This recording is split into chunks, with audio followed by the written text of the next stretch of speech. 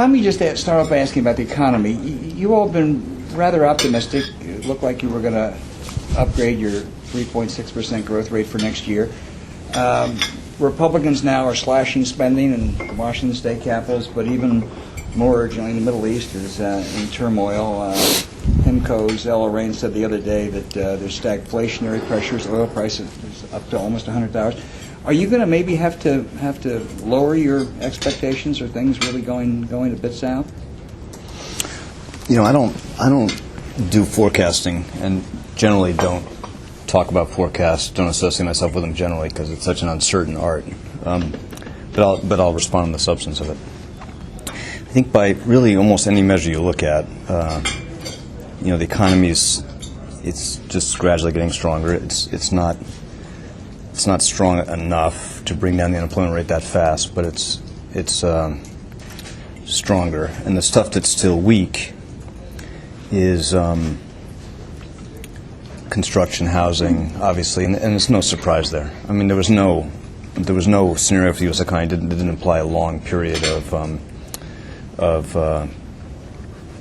pain and trauma in housing and construction. But I think the other broad measures of economic health, they just look, gradually better. I wouldn't get carried away with it, but gradually stronger, better. But, we're living with a lot of challenge and risk still. And I think the big three challenges ahead for the world now are, you still have to start with Europe, just because, Europe's very large. You saw the first half of last year how consequential it was for the world when they got a little behind the curve and helping solve their financial problems. So I think that's very important. I think it's encouraging what they're trying to do there. I think after that you have to look at what the implications are, what's happening in commodity prices, oil, for inflation risk, particularly in emerging economies, because it puts a little more pressure on them to adjust policy a little more quickly. That's a sort of a necessary thing, because if they don't, they're going to have to do that anyway. But this probably makes it a more delicate challenge for them to manage. And then, of course, you have the broader, what you call the broader, the politics of fiscal reform. You want to describe it, what we face here and we face around the world, which is that we need to find a way to make reasonably credible political commitments to bring down these unsustainable fiscal positions, restore some gravity over time in a way that doesn't damage the near-term prospects for growth and doesn't hurt your long-term capacity to grow. And that's a political challenge more than it's an economic challenge, but a difficult thing to do. So I think those are there's lots of challenges still. Those are three that matter. But we face those against the backdrop of an economy that's really in a much stronger position than we thought we would be in many ways, and a much better position to handle those. Those, in some ways, are much more familiar challenges for policymakers than the ones that dominated our attention the last 3 years. What are the dangers of a prolonged turmoil in the Middle East and the oil markets? Well, I think you guys have written about these things for a long time. They're self-evident, but again, I would emphasize that the world's got a lot of experience in managing the tensions that could come with short-term impact on commodity prices. And again, generally, the world confronts at a time when I think we're in a better position to manage things. Again, those are more familiar challenges to policymakers. Central banks have a lot of experience in managing those things. It's not rocket science. Can I just ask you one point, since you just came back from G20, and yesterday morning I found myself in a morning meeting on Wall Street with a firm, and we were going through everything that had happened up to this point, and you came up in the context of China, and the way you were described as the Treasury Secretary tried to mobilize opinion about the Chinese currency not moving up fast enough, and was unsuccessful.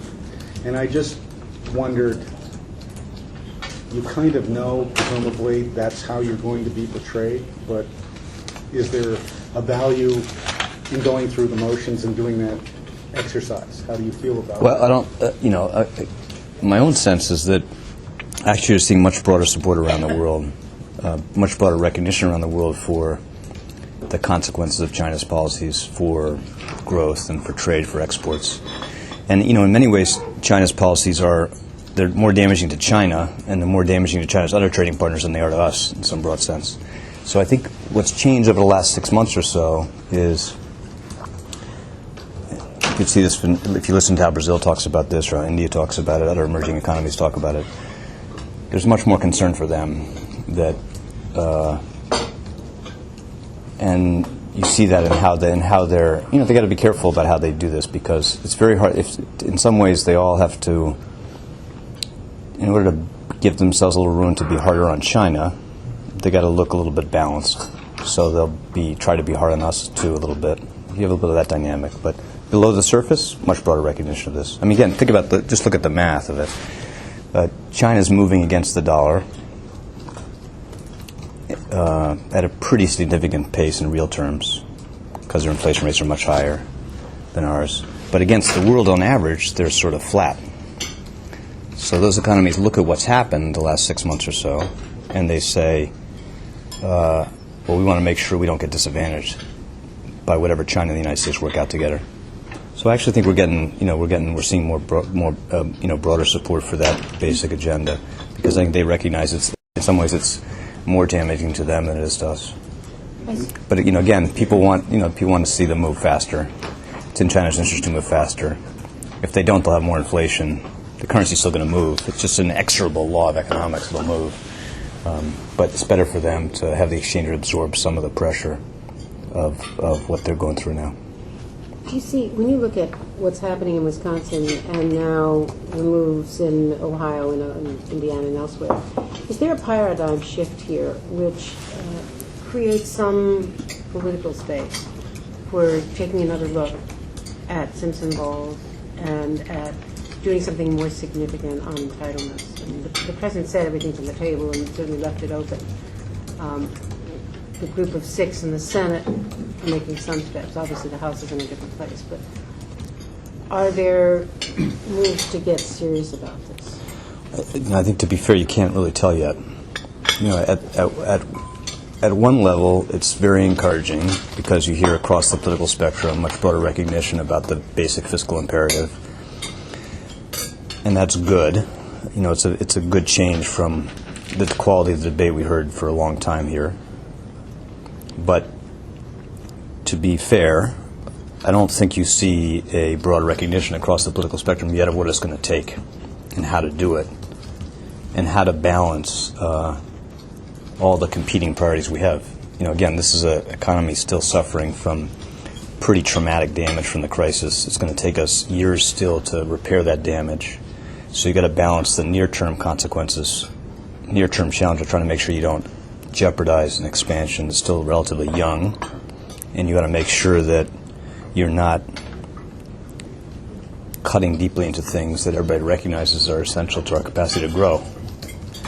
And I think that, so again, against the encouraging broader recognition across the political spectrum, this is an important challenge for us. I don't think you see yet, you don't have a consensus yet, of course, on how to do it, how to balance those things. But I don't think you see yet a broad enough recognition of what's driving those deficits, and so that'll take a little bit of time to gel. But when you talk about the things that involve the capacity to grow, Yeah. you're talking about a portion of the budget that has nothing to do with Medicaid or Medicare. That's right. And yeah. is there a point where the President should show some more leadership and be willing to take the first step in this game of chicken? Well, I think it is good to for just a little perspective, recognize that the reforms at the heart of the health care law are very substantial and important in terms of reducing long-term growth and rate of growth and costs. And so the President took enormous leadership, spent a huge amount of political capital trying to lock those in, and he's prepared to work with members of Congress to build on those savings. But in some ways, those were the most important entitlement reforms, not just in terms of what he did to access to health care coverage, but to the basic fiscal costs associated with our entitlement commitments. So I think he did show leadership there, spend a huge amount of political capital, and we want to make sure that we build on, not undermine those basic savings. Now, you know, Andrea, as well as anybody, that we have these, two different horizons for our fiscal challenges. Over the next 5 to 10 years, we have a very substantial structural imbalance. It's not fundamentally driven by Medicare, Medicaid, or Social Security. We have to bring that down to earth. You have to restore primary balance to our fiscal position over that 5 to 10 year period of time. Once you do that, you still have this, still a 50-year challenge or a century challenge of going narrow the gap between those obligations and our resources on healthcare and pension fund. But you can't really realistically solve our near-term deficits by doing deeper cuts in entitlements now. You shouldn't try to do that. You have to do the near-term deficits anyway. It's a necessary path to fiscal sustainability long term, and you got to find a way to do that. Again, that's going to give you the right mix of spending restraint, capacity to invest, but pretty substantial reduction in the medium-term deficits. And again, there's a lot of weaknesses in our current system, a lot of strengths in our system. The way our system works is the president has to propose, but Congress has to legislate. The president has to propose a multi-year plan. The House will pass a budget resolution. They have to provide a contrasting multi-year plan. CBO will be the arbiter of the economics of that plan, what deficits result from those policies. But what we found it a challenge as a country to do is try to get Congress to lock itself into multi-year commitments. And the multi-year thing is very important, again, because if you want to protect the expansion, you need to phase these things over time. They need to be credible commitments that will deliver that kind of deficit reduction over time, but you can't do it year by year. I mean, you can't do it year by year, and you can't do it responsibly if the burden for deficit reduction just falls on, what's the smallest share of spending. It sounds like what you're saying is that the most significant work that the president's going to do on the longer-term challenge is what's already been done.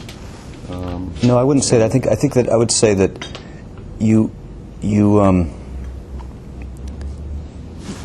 obviously, this is a very divided country, very divided on what the role of government should be. I think not yet really confronted what level of benefits the American people want to finance over time. And it's going to take a little bit of time to build a political consensus around sensible reforms that build on the Affordable Care Act in that area. But what was the purpose of creating the Deficit Commission if not to begin to build the consensus, and you've done nothing to take advantage of that? No, I don't agree with that. Again, we gave the Deficit Commission two objectives, two mandates. One is to recommend policies that would bring the deficits down to a sustainable level over the next, whatever it is, 3 to 5 years, but also to recommend additional reforms for the long term. So we asked them to do both those two things. They did a really excellent job in laying out some of those choices. Of course, they didn't solve the long-term entitlement problem. They just put it on a slightly better path. And as you know, we're spending quite a lot of time with all the relevant players trying to test what the political system will bear in the near term. But again, I think we're in the early stage of that consensus building process. So let's understand the scenario here. You hope that somehow by waiting for the Republicans to make their move, that you will then sometime before the end of the year see some sort of multi-year agreement on spending? Well, I think that again, we can't tell what, this is a challenge for the Speaker and the Majority Leader to work out in this context. Can't yet tell what's realistic in that context.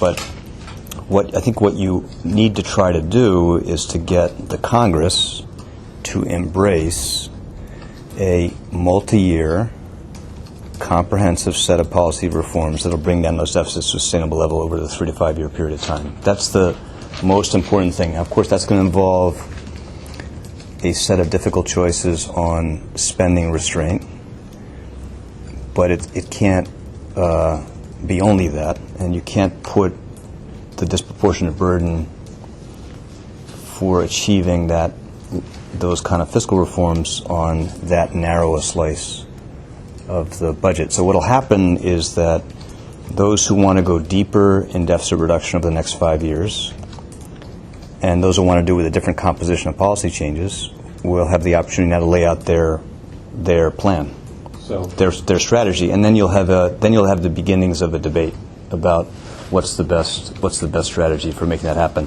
But I think that has to happen.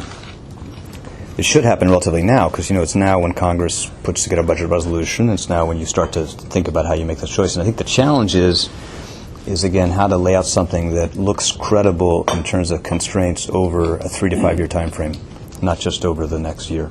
so what if we don't? So,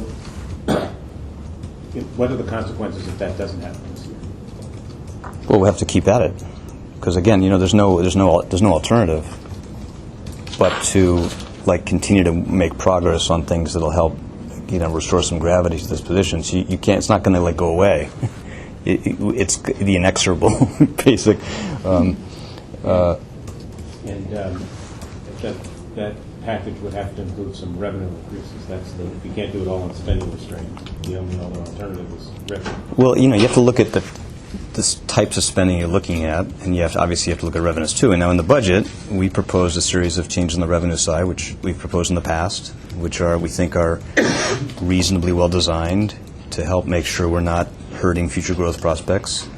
And if the Republicans want to leave those to the side, don't want to embrace those, they're going to have to find another $1 trillion over 10 years in spending reductions. And if they want to go deeper in deficit reduction relative to what we propose, they're going to have to find additional spending reductions. And if they want to repeal the health care law, they're going to have to find substantial additional spending reductions, other parts of the budget. And I think they're going to find that a challenge. You don't think that can be done? I don't think it should be attempted economically, but I don't think there's a realistic prospect they can do it politically. Mike Allen was. Yeah. Mr. Hahn, Mr. Winkler, thank you for your hospitality in this amazing setting. Don't forget Miss Carlson. Ms. Carlson, thank you. The best seat in the House. Mr. Secretary, do you think that there's space, either chronologically or psychologically, for corporate tax reform this year? And what path do you see for action on your GSE budget? I think it's possible you can do corporate tax reform in this time frame. There's a lot of interest in doing it. There's a pretty strong economic case for doing it. And we're, trying to test what we can build consensus around. And again, our view is that if you're going to do it, you want to do something comprehensive that makes a pretty substantial reduction in terms of what you do to the rate. But we're not going to do it if it's not fiscally neutral in terms of the impact on the budget. And so I think there's a chance. Can't tell you how good a chance. What feedback have you gotten since you've been taking a lot of temperatures before the State of the Union? What have you heard since then from the stakeholders? I think largely it's better. I mean, you see the predictable aspirations from parts of the business community that say that we can't do it if it's revenue neutral because we need a lower overall reduction. On the other hand, they sort of recognize politically that that's sort of untenable. If they ask for a lower reduction in overall tax burden, somebody's going to have to pay more, and I think that's not a sustainable position for them to take. When we say revenue neutral, it's symmetrical. We're saying that it's not realistic for us to try to take a significantly larger share of revenues from the business community as a share of GDP, overall business community as a share of GDP, but we also don't think we can reduce it responsibly. And that provides some benefit for them because, in past reform efforts and in past fiscal things, they were very worried they would bear too much of the burden and we don't think we can do that in the world today because their rates around the world come down so much. So it has a symmetrical, it's both a ceiling and a floor on the basic deal, and that's why I think there's a fair amount of pragmatic support for trying to do this now. And even companies that might face the prospect of a slight increase in their effective tax rate say we like the certainty and the broader benefits competitively of living in a system where our statutory rate is lower. So I think that's worth doing. On GSE reform, I think, realistically, we can take a couple years to legislate. And our view is by starting by laying out a set of limited options, we could embrace a mix of those options.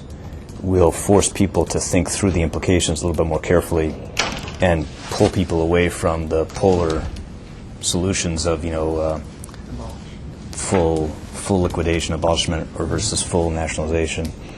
And I think I'm very encouraged by the reaction so far. I think you see across the political spectrum a fair amount of support for playing in that neighborhood, and that's good. But the good thing is that we can afford to take a couple of years to get this right, and it's a complicated challenge. We want to get it right. Secretary, if I may just cross Yeah. it to you on corporate tax reform. You said there was a pragmatic argument that the time to do this is now. Right. By that you mean this year? Well, again, I'm not sure that this is right. Some people think that if your window for doing something that's complicated is essentially this year. If you don't do this year, it doesn't mean you can't do it a little later. But the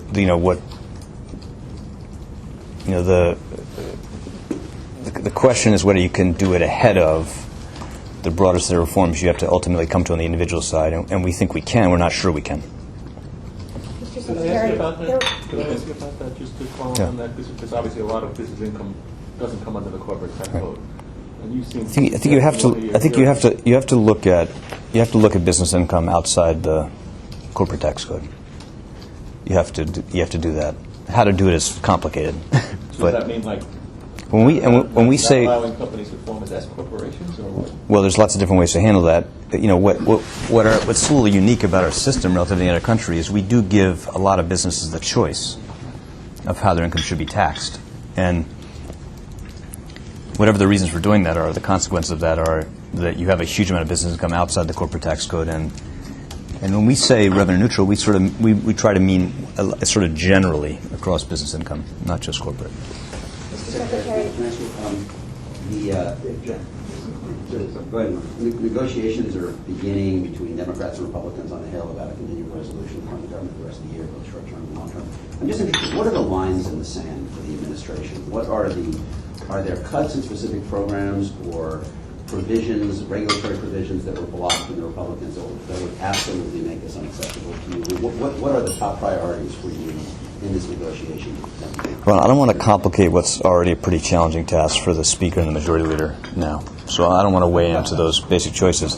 But I do think you're going to see a general recognition by leadership on both sides that we don't want to do things now that would jeopardize confidence in the recovery, create a lot of uncertainty about protracted stalemate on these kind of things, and not, of course, cut deeply into things that could threaten the expansion. I think you're going to find broader recognition of the importance of that across both sides of the aisle in terms of the leadership, and I think that's necessary.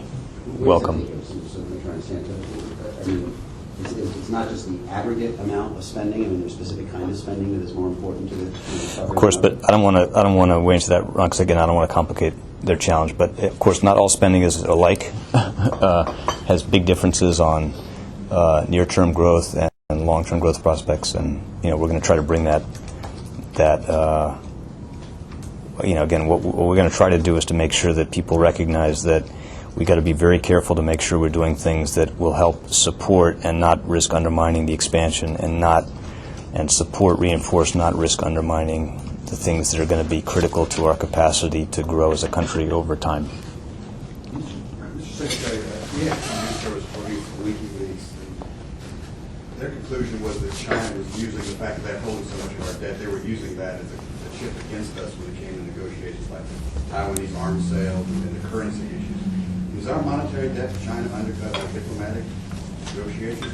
I don't believe so, and I've never seen any. I've been in this world a long time. I've never seen any evidence that this gives them any effective leverage over U.S. policy. They never brought that up to you in terms of, in fact, during the currency negotiations, they never mentioned the fact, hey, you've got $900 billion. No. Yeah, I mean,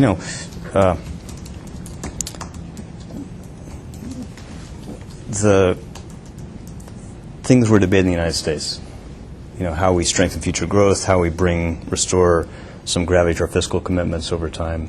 Those things are critically important to us as a country, important to our national security interests, important to our economic strength over time as a whole. No one's going to care more about those things than we are in the United States. And there's no, and I don't think there's any tension, conflict between the challenges we face designing policies to meet that broad test and our efforts to make sure that we're building a reasonably strong adult economic relationship with China in this area. I know that you do hear people talk about these kind of things occasionally. When the political people get involved on the Chinese side and sometimes elsewhere, you see people talk about this stuff, but I've never seen any evidence that they view it as giving them leverage on anything. Never seen them try to use it that way. Mr. President, thanks, Al. There's been a lot of effort lately, perhaps to correct the impression that you were anti-business. Not you, but that the administration hadn't reached out enough, had been critical of business.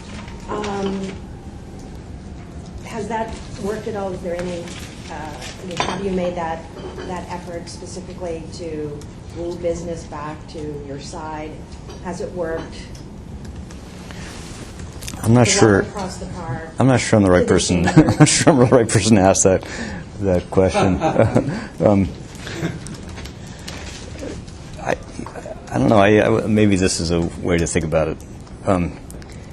The challenges we face now are different from the ones we faced the first 2 years, and we have been very careful to try to make sure that the president was very careful for some time to make sure that we're identifying policies that we think would make a big difference in terms of our basic growth agenda, investment agenda, that Republicans have supported in the past. Just because we want to maximize the chance we get some things done. So we've looked for things that the business community has a big stake in, the Republicans have supported in the past, and that meet this basic test. What's good for a strong investment, pro-growth agenda here? So you saw the president last September lay out a series of proposals in that area, like permanent R&D tax credit, long-term infrastructure plan, very generous expensing for capital investment by businesses, things like that. You've seen us deliver on some of those things, keep fighting for others, move ahead on the trade agenda more generally, and those things are the right priorities for the country now, and we've tried to choose things again that would allow us to demonstrate, Washington to demonstrate that you can do some things here. We're going to have some very consequential political debates over the long term between both parties. But in the shadows of those debates, we have to demonstrate there's things we actually do that make a difference. And so we've worked very systematically to try to do that.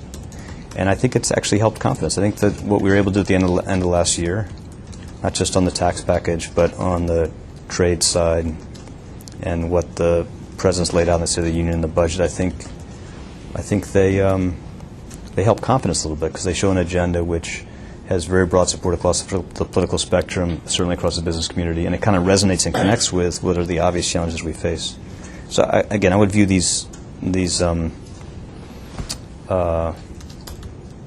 that sort of challenge you described through the prism of the policies we're trying to promote. And they're pretty good for business, but I think their benefit is they give us an area where you can get the leadership in Washington, both parties, to try to do some things and make a difference. And I think when people look at Washington across the country, not just around the world, across the country, they want to see Washington demonstrate they can actually solve some problems in these areas, and that requires us choosing policies that have some chance of working. Mr. Secretary, the President's going to Latin America in a couple of weeks, Brazil, Chile, El Salvador. Can you talk about your economic goals, which you're hoping to get out of that trip? I think they're just very straightforward. These are very large economies. They're growing very rapidly. We have a very substantial economic stake beyond the obvious national security interests, in trying to build a stronger relationship with them. And we're looking for ways to highlight the benefits of that relationship to the American people, to the American business community, and increase the incentives for the governments in the region to be working with us on those economic challenges. So that's the basic agenda. And it is really remarkable. I was in Brazil briefly 2 weeks ago, and it is really, all of the world's attention for such a long period of time has been dominated by what's happening in China, India, and Asia. And it really is unbelievable how much progress Brazil has made, and not to just pick on Brazil, of course, because there's like a lot of evidence across the region beyond Brazil, but it's very impressive, very promising, and we'll have a big economic stake in being a bigger part of those reforms there, those changes there. Well, energy will be a preoccupation everywhere, as it should be, and what's happening in Brazil, where they just discovered what people think is probably the 10th largest reserve offshore in oil, will be an obvious area where we can work more closely together. They'd like to see U.S. firms play a larger role there because of technology and capital. So that would be an obvious attention. But again, what's interesting about Brazil is, like the United States, they're a very diversified economy, very strong in agriculture and manufacturing, a bunch of other areas like that. So it'll be bigger than energy. Can I go back to the CR issue? Yeah. What's your level of confidence about avoiding a shutdown? Well, I think both sides recognize that, again, we're at a point where we don't want to take any risk of jeopardizing, weakening the recovery underway. So I think if you listen carefully to how people are talking about this, you see that recognition, and of course we welcome that. What would a government shutdown do in terms of the economy? What are the specific damages that would do to the recovery? Well, I want to be careful how we do this, Dan, again, because I don't want to complicate their challenge, which is already complicated enough. So I just say it the way I said, which is I think both sides have an interest in working to avoid this, in part because of the risks it would hurt the recovery, create more uncertainty, right. I mean, I know damage the sort of improvement in confidence you're seeing. I know both sides have said they want to avoid it, but I'm trying to get at your sense of whether you think that given what happened in the House on Saturday, and given the tight time frame, whether it is going to be possible to do that.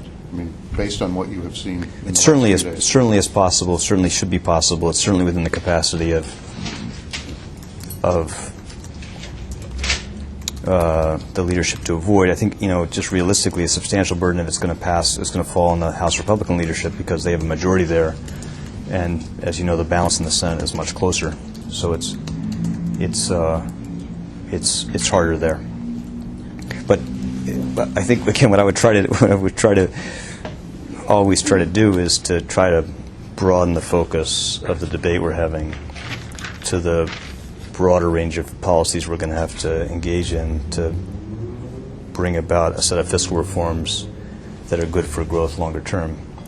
And so we want to make sure that the debate, all this welcome recognition of the basic fiscal imperatives, all the pressure for Washington to start to make progress on reducing these deficits doesn't fall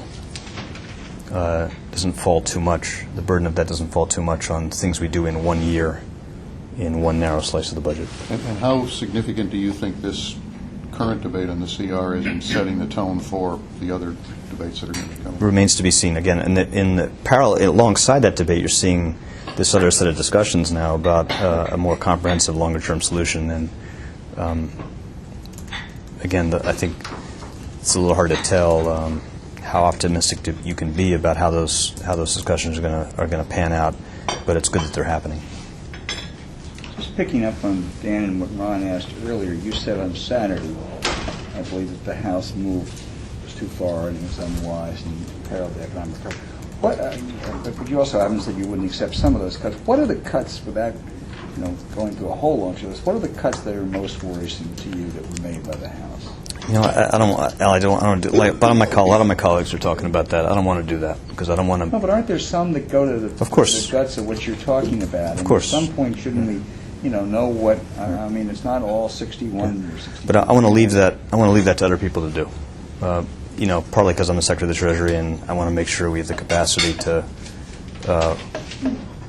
work with both sides on a solution that's going to make some sense over time. And I want to be careful not to complicate the already complicated political challenge that they face and we face in working through this. How about one area in your purview, Secretary?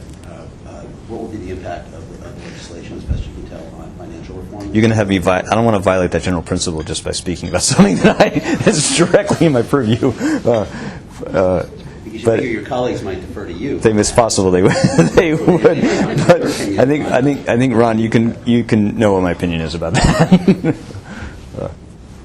Would it, in fact, I mean, could you implement the law in an effective way if that bill became law? Could you implement the financial reform law in an effective way if the CR became law?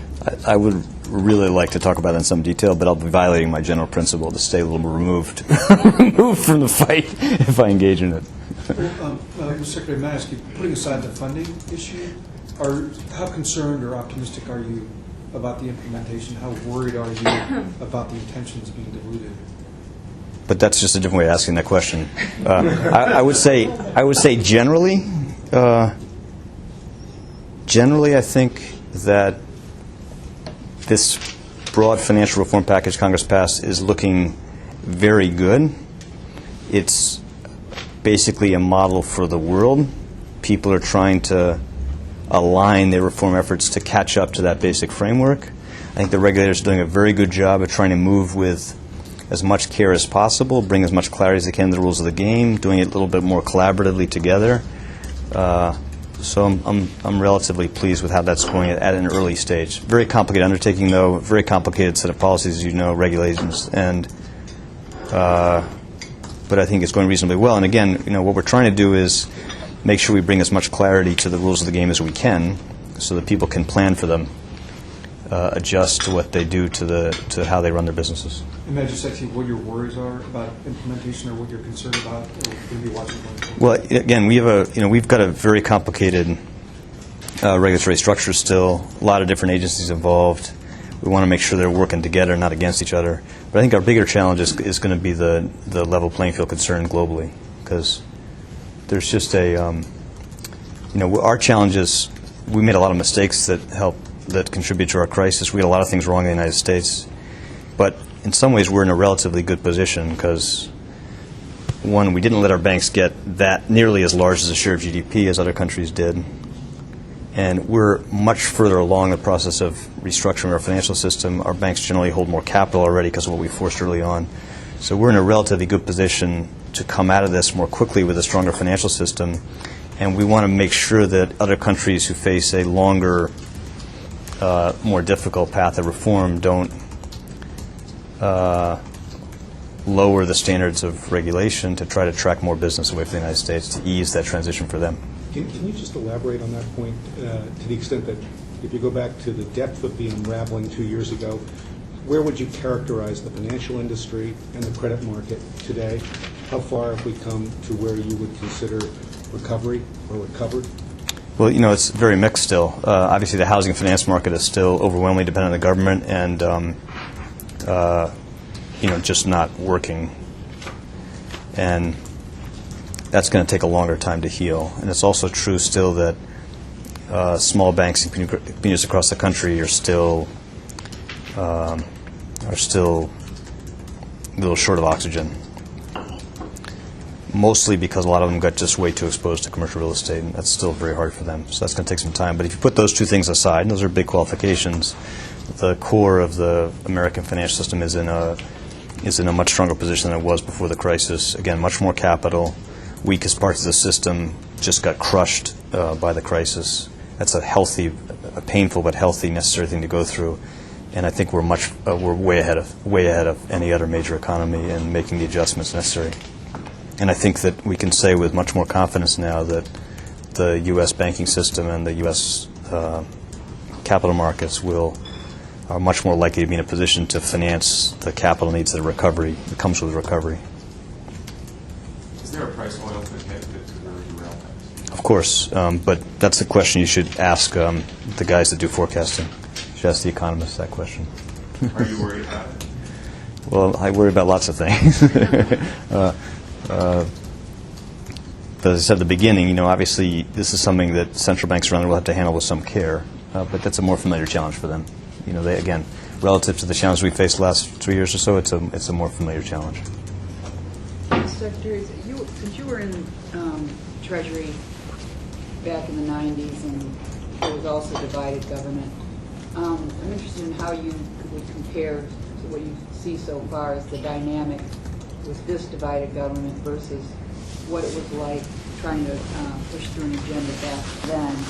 And one difference in particular is I think the Republican leadership, it's already clear, doesn't have the control over the rank and file that Gingrich, for instance, did, at least for his first year, most of it. So what do you, is it how is it different, and how does it affect how you operate going forward? You know more about than I do, and there's better people to ask than me, because in those days when I was back at Treasury, I was mostly involved in the international challenges of the time, not in our own.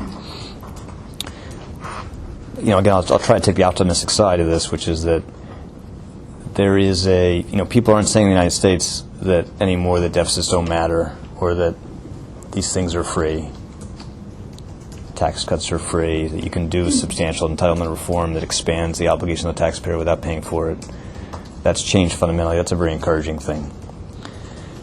But I don't think there is broad recognition across the political spectrum yet, in the Congress or more broadly, about what is driving these deficits longer term, and how to how to restore the country to the point where we're living on our means in a way that doesn't jeopardize incentives for investment, jeopardize our capacity to grow in the future, jeopardize our capacity to support critical government services, and how to do those things in a way that's going to be judged as fair for an economy that, again, is still deep into the trauma caused by the crisis, and very high levels of inequality. I think it's still 1 in 8 Americans on food stamps. Still a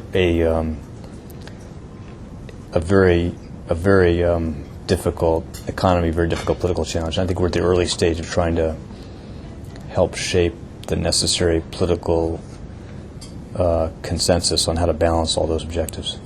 What's your role in shaping that public understanding if your posture is, I don't want to complicate the fight by appearing to be That was just about the near-term CR discussions. We are engaging in, and we'd assume the basic obligation of laying out a set of strategy that we think would meet those challenges. They won't solve all the challenges facing the country, but it is a very difficult set of choices to achieve the level of gravity, the degree of sort of a balance that you need to stabilize the debt as a share of GDP on the 5-year period of time. It is a very difficult thing to do, and I think people don't appreciate the difficulty of doing that, both economically and politically. And what the president did was say out, here is a strategy. Here is our strategy for doing that. There are different ways of doing it, lots of different ways to do it. We know people have different preferences for doing that. And again, people may want to try to go deeper, faster. It'll be hard for them to do that, but if they want to do that, they can lay out how to do that. And that is the necessary contribution to the first stage of the debate in this case.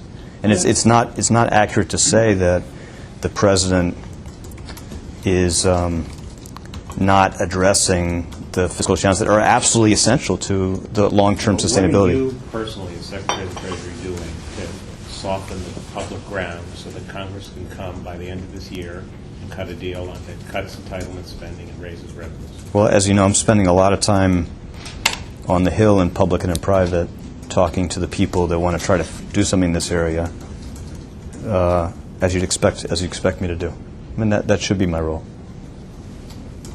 So are you encouraging then the group that is trying to prepare legislation around the citizen goals platform? Do you think that would be a good idea if a proposal was introduced that kind of implemented that report? I've been very careful not to give any oxygen, any particular process underway. We're talking to the people in the House that are focused on this, the people in the Senate, both sides of the aisle, moderates and the less moderate, all of them in that context. But I think, I think the test of credibility for fiscal reform is you have to look at a more comprehensive approach.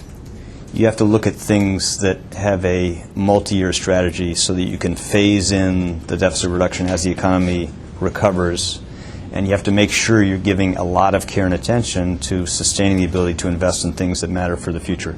I think that's the test of credibility. And it's not something you can do, year by year. It's not something you consign the economy to year by year, because then you're leaving people with too much uncertainty about whether Washington will ultimately do enough, but you're also leaving them too much uncertainty about where the burden of reform adjustment is going to fall. You want, like, individuals and businesses to be able to look at the next 3 to 5 years and say, okay, I understand now what the impact of these changes are going to be in the economy, and therefore I have time to prepare for them, to adjust for them. You make this sound as if it's both so difficult and so delicate that it's almost impossible to achieve unless it's done totally without the public having any sense of what's being done. No, I don't. There No. doesn't seem to be a public leadership role for either the president, members of the cabinet, or the leaders of the House at this point. No, House don't. and Senate. Just separate a little bit from what I said about the politics around the near-term CR shutdown issues from the broader debate. All I'm saying, you're asking me over and over again about the near-term CR choices. No, I'm and not you. I'm sorry. The people are and Ron. So I'm trying to be careful to be a little bit removed from the politics of that issue near term. But on this basic question of how you put in place a credible medium-term, not just a plan that reduces spending, reduces deficits. That's going to be a very public debate. Have to be a very public debate. It will be a public debate too, but not one I'm going to engage in now. Can that test of credibility be met without acknowledging you have to increase taxes and you have to cut back on the growth of entitlements?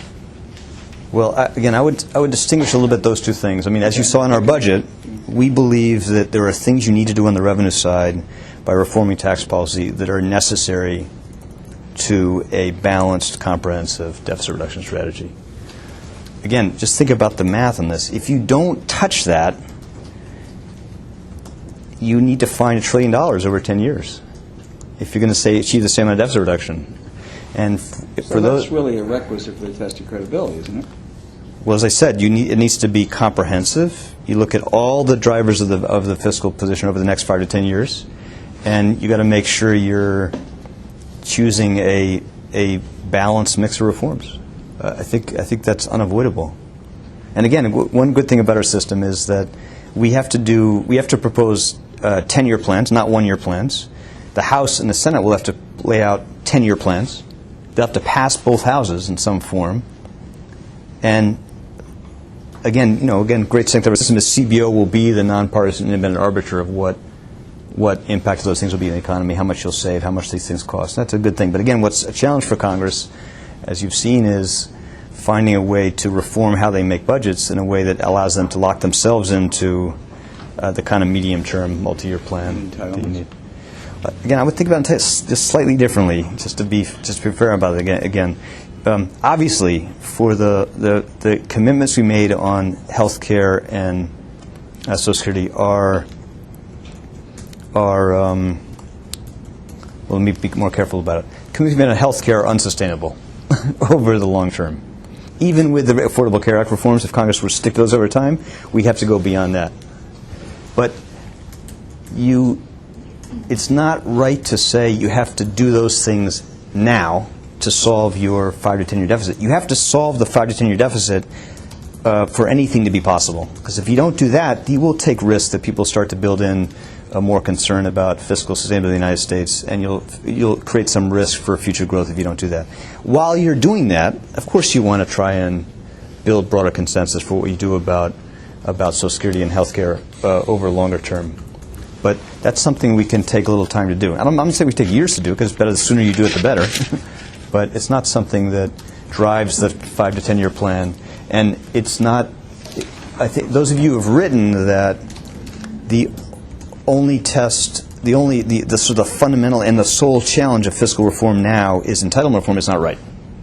It's just not right. It is critical to it, but it's not. But you have to do something credible long term in order to avoid some sort of bond market crisis. I mean, You have to do both. You have to do both. And again, if Congress were to legislate reforms over the next several months that brought our deficits down to primary balance or below over the next 3 to 5 years, that would be hugely consequential, because then the markets would see, and U.S. investors, foreign investors would see that there was political will in Washington to do something very, very challenging Of course, how they do it's important, not just whether they do it, because you want to do it in a way that's going to, people will say is good for long-term growth prospects, but that would be hugely consequential. Because then you would offer the possibility, reasonable possibility of stabilizing overall debt burden as a share of the economy that would not threaten future growth. So if you do fiscal reforms on that path and that pace with that depth, you would do something enormously positive for broader investor confidence, even though you would still be left with the need to still figure out how you're going to deal with, how you're going to bring more reforms to healthcare over time. Do you need both? Yeah, you do. You need both, but again, not to understate the magnitude of this challenge. We are in a much better position to handle those long-term challenges than any other major economies, because our underlying growth rates are faster. We're a younger country. Our demographics make it a little bit less challenging for us, and ours are frankly less expensive commitments than is true for the other major economies. And so we have in a relative position, we're in a stronger position on those long-term entitlement reforms than is true for the other major economies. So it sounds like your ultimate goal for this year then is just on that, the primary deficit through fiscal year 2015, and which is to say mostly on the discretionary side. No, again, and those revenue proposals you have in your budget, not so much entitlements. Yeah, I don't think you should think about the next 5 years. Let's say 5 years, not 10 years. Let's say the next 5 years, because you want to bring down for 5 years to that level. That is not fundamentally going to be an entitlement reform challenge, of course. Right, but don't you need to put retirement It would be reform in that in order to get the Republicans to give you the revenue? It's not clear you do. I mean, again, you're going to get a bill through Congress. You don't that locks them in for 5 years on discretionary spending and revenues, and puts off entitlements until after the president. We can't really tell that yet. You don't know yet. If we could do it, if we could find a way to do it now that makes sense, is fair, we'll try and do that. But we just don't know yet whether there's going to be enough will to do that across the political spectrum.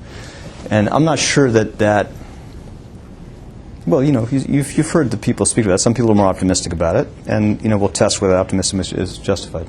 Can you go back to your point from before about Medicare? And you were kind of alluding to, on the one hand, Republicans are saying that the administration needs to go further on entitlement reform. On the other hand, they are repealing the health care bill, which has substantial changes that the Medicare trustees talk about, changing the rate of growth enormously over the long term. That's right. So what are the implications for the entitlement reform debate of undoing what you did on Medicare, particularly slowing the growth? Well, they obviously set us back. I mean, apart from what it does to access to health care for millions of Americans, it takes off the table the most comprehensive, sweeping set of reforms to how we use health care that would help reduce cost growth and improve quality of care. So it would set you back dramatically. And again, it's not a small amount of money. Remember, CBO says it's about $230 billion over 10 years, and it's $1 trillion over the next decade, the decade after that.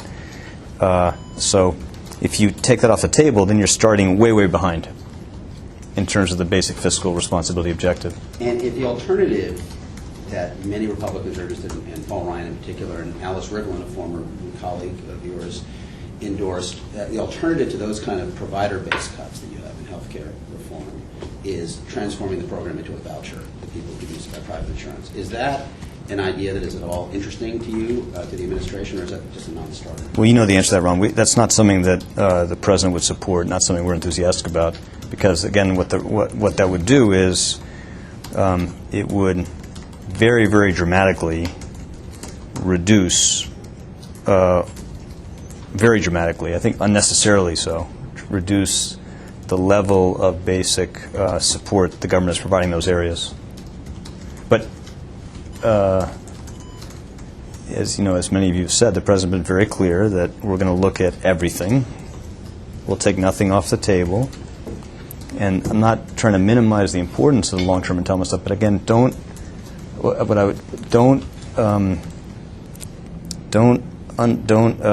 understate both the importance and the difficulty of the near-term challenge. Mr. Secretary, you've been very generous with your time and very diplomatic with your answers. Let me ask you a question of final question of where we came in the Middle East. There are a number of countries there that may throw off authoritarian regimes. Most of them have struggling economies. What can the United States do to help them, assuming things go right over there, in the way of economic assistance? Should the Fed provide swap lines to Egypt, for instance? Is there anything that can be done to help these places that are going to face some challenges? Well, even with the political transition ahead in Egypt and Tunisia, there's going to be a very difficult, important economic reform challenge in those countries. And as we said over the weekend, we're going to be very active in working with the international community to lend a hand to those governments in helping support that process of reform that's going to provide more opportunity, prospect of broader gains in income for those countries over time. So that's something we're spending a lot of time on, and we've got some very talented people helping think through those challenges with those countries. Can you get a little more specific as to what you could possibly do? Because they're going to need help. They are going to need. Yeah, it's not clear yet what kind of help they're going to want at this stage. Money? But it likely at some point can involve some resources. But I don't think that's going to be the biggest challenge for them. I think the biggest challenge is going to be to try to make sure that they have the types of economic reforms in place that, again, provide more opportunity to their people. That's been such a challenge for them over a long period of time. And that's not fundamentally a challenge about money. But where there's a good case for financial assistance, we'll be very supportive alongside other countries in providing that. Thank you very much. I think we're going to continue this series now. It's been so good today. Nice to see you all. Thank you, sir.